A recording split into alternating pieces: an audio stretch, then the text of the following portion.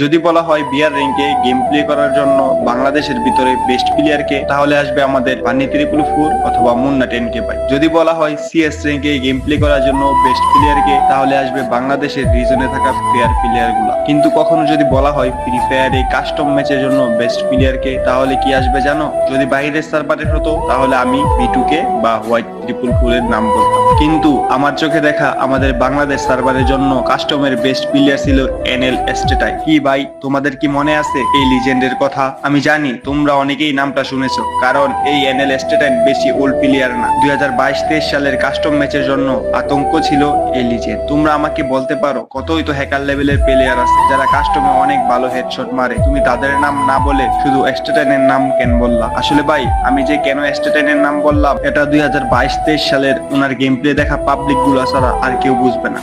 শুধুমাত্র হেডশট মারলে ভালো প্লেয়ার হওয়া যায়। Movement speed, headshot skill, brain IQ দিয়ে 1 ভার্সেস 8 করে এনিমিকে হারানো তার কাছে কোনো বিষয়ই ছিল না। জুনের গায়ে গায়ে থেকে কেমন ভাবে জানি বেস্ট গেম প্লে দিয়ে ম্যাচটা উইন করে ফেলতো। শুধুমাত্র সাধারণ অডিয়েন্স না, অনেক বড় বড় ইউটিউবারও তার গেম প্লের ফ্যান ছিল। আমাদের এই এনএল এস্টেটাইন হঠাৎ করে আমাদের মাঝে এসে আবার হঠাৎ করে কোথায় জানি হারিয়ে গেল। ফ্রি ফায়ার লাভাররা তাকে আজীবন মনে রাখবে মাত্র তার ভয়ঙ্কর লেভেলের গেম প্লের জন্য।